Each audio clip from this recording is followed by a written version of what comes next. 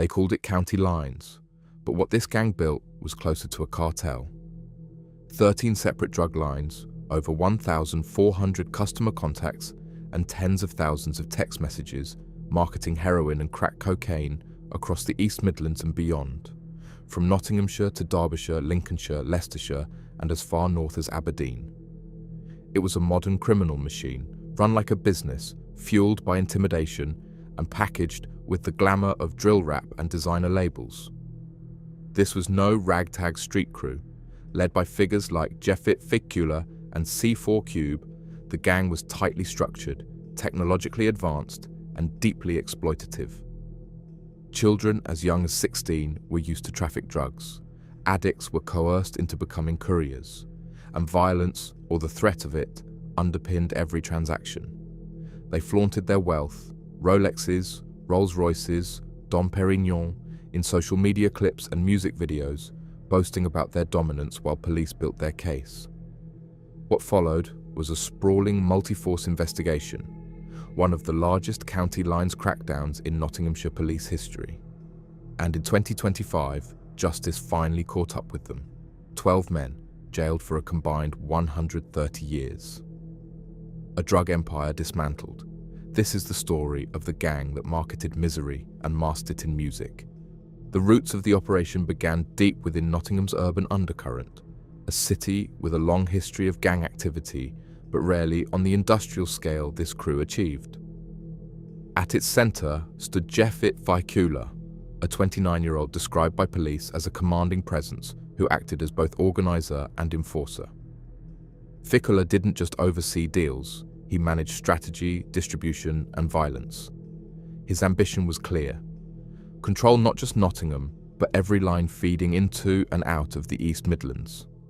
Alongside him was C4 Cube, also 29, a man as interested in appearances as he was in profit. Cube flaunted his wealth with social media posts showing luxury cars, expensive champagne, and designer watches. But behind the filters lay a cold, calculated criminal, one who kept handwritten notes outlining his goal to earn £20,000 a week from the trade. He wasn't just selling drugs, he was building a brand. Recruitment was key. They targeted the young, the impressionable, and the desperate, many underage, many already vulnerable. A 16-year-old boy was placed under the control of gang member Ramon Campbell and used as a full-time courier. These weren't one-off cases. They were a systematic feature of the group's model. As their structure grew, roles became clearly defined. Members like Camel Manto operated multiple lines despite arrests. Others like Terrell Patterson and Samuel Grant ran daily logistics from key Nottingham locations, overseeing packaging and coordinating runners. This wasn't chaotic crime, it was enterprise.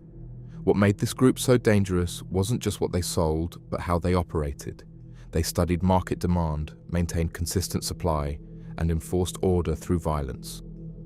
By the time police took notice, they weren't dealing with a street gang. They were confronting a regional narcotics network with aspirations of national reach. Figula's home became a focal point for police raids. Inside, investigators found ammunition, drugs, and a live-firing weapon. Proof that the gang's influence wasn't just financial, it was militarized. The operation had begun with ambition, but it was fast evolving into something far more organized, far more entrenched, and far more difficult to dismantle. What began as a localized operation in Nottingham soon transformed into a multi-county distribution empire. At its height, the gang controlled 13 distinct drug lines, each one a dedicated mobile number used to send out marketing texts, take orders, and coordinate deliveries of crack cocaine and heroin. These weren't burner phones passed between users, they were business tools, manned around the clock, stocked with SIMs, and armed with promotional messages like "best gear in town" or "2-for-1 deals tonight." Police discovered over 33,000 marketing messages had been sent from these lines. The scale was staggering. Through just these mobile numbers, the gang maintained a digital connection to more than 1,400 customer contacts, many of them addicts, all of them vulnerable. The messages weren't just functional. They were designed to hook, using street slang and urgency to drive demand. It was textbook marketing, repurposed for narcotics. The lines stretched far. From Hucknall and Mansfield to Ripley Ilkeston, Grantham, Long Eaton, Corby and Spalding, all the way up to Aberdeen. Each line had a line holder, a logistics manager, and street-level runners. One defendant, God Praise Bowen, just 25, was operating two of the gang's most profitable lines. Another, Gail Land, was labelled a quartermaster, overseeing the daily movement of drugs to dealers and cash back to higher-ups. They didn't just distribute, they produced. Crack houses were used to cut cocaine with paracetamol and caffeine, stretching supply, increasing profit, and dangerously altering potency. Bailey Reed, 25, was in charge of managing up to 2 kilos of bulking powder, a practice that made the drugs even more harmful while inflating the gang's margins. Their communication system mirrored that of a legitimate enterprise. Schedules were kept, roles were enforced, payments were tracked. In some areas, local dealers even paid the gang wholesale rates to access their supply, effectively turning this outfit into a regional wholesaler. All of this was maintained through digital infrastructure. Messaging apps, encrypted phones, handwritten ledgers, and social media clout helped keep the brand alive. The gang understood that controlling a market wasn't just about fear. It was about reliability, image, and omnipresence. But that level of scale brought exposure. With each new line, each expansion into another postcode, their digital footprint grew. And with every SIM card registered, every line activated, they left behind a traceable path, one that Nottinghamshire police were quietly beginning to map. In the underworld of county lines drug trafficking, power is maintained not just by supply and demand, but by fear and spectacle. This gang understood that dynamic intimately. From the start, they wielded power through calculated coercion and strategic branding, a combination of street violence and digital bravado that kept customers loyal, rivals in check, and recruits eager. Jeffit Faikula, armed and unafraid to use violence, enforced the group's hierarchy through a mixture of threat and presence. Police raids on properties linked to him uncovered a live firearm and ammunition, underscoring just how far he was willing to go to defend his empire. Faikula was not simply a supplier, he was a commander who ruled through intimidation. Others like Ramon Campbell and C4 Cube were equally instrumental in maintaining the gang's grip. Campbell was convicted of using a 16-year-old boy to run drugs, not out of desperation, but as a deliberate, profit-driven decision. The child lived under his control, manipulated and placed directly into harm's way. Cube, meanwhile, fronted the image of success: champagne, designer clothes, expensive jewellery, and boasts of weekly £20,000 profits. His public persona served as both lure and warning: flaunt the rewards, remind others who's at the top. The group's control extended into every layer of their operation. Couriers were monitored closely, with lineholders like Terrell Patterson and Samuel Grant coordinating shifts, routes, and drop points. Missed hand-ins or late responses weren't tolerated. The logistics ran with the efficiency of a delivery firm, but failure carried consequences far beyond a missed bonus. Social media played a sinister role in how they maintained influence. Rap videos, some featuring gang members themselves, showcased luxury cars, stacks of cash, and subtle threats embedded in lyrics. These weren't just for entertainment, they were propaganda, carefully crafted to glorify the lifestyle while simultaneously warning off challengers. Knife carrying was routine. La Juan Fogo, the youngest adult member, was regularly armed despite his age. He ran a line in Sutton in Ashfield and helped produce crack on site. His involvement symbolized the group's recruitment strategy: target youth, offer status, and embed them quickly in roles with real responsibility. Control was also psychological. Customers were promised quick delivery, consistent quality, and anonymity. Recruits were promised money, power, and belonging. But behind the glamour and rhythm, the reality was cold and transactional. The group used people and discarded them just as easily, and while they moved like a business, they enforced like a gang. For a while, the gang moved with clinical precision, their communication systems tight, their logistics streamlined, and their digital presence carefully curated. But beneath the gloss and swagger, the cracks had already begun to form.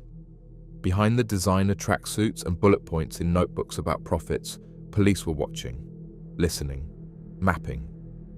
The first red flags came from patterns. Local officers in Nottinghamshire, Derbyshire, and Lincolnshire began noticing the same style of drug marketing messages circulating across different towns, bulk texts, all from similarly structured numbers, offering crack and heroin with coded language. In isolation, they looked like low-level dealing, but together they formed the skeleton of a much larger machine. It was Nottinghamshire Police that made the initial breakthrough. Tasked with dismantling county lines networks under Operation Reacher, detectives began cross-referencing seized phones, intercepted calls, and financial movements. The same names kept cropping up, the same numbers, the same routes. Slowly, the scale of what they were dealing with came into view. The gang's digital overconfidence also helped. Their use of handwritten logs, social media boasting, and unencrypted marketing texts gave police all the threads they needed to pull.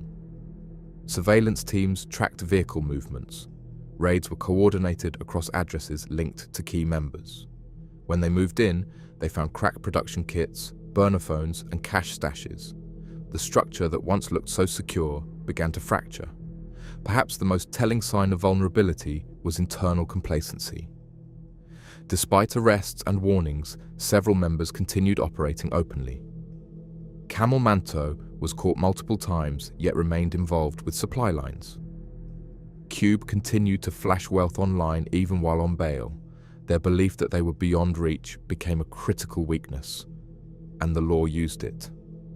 Interviews with vulnerable youths and recovering addicts gave police further insight into how the gang recruited and retained. What emerged was a portrait of an enterprise held together not by loyalty or strategy, but by fear and illusion.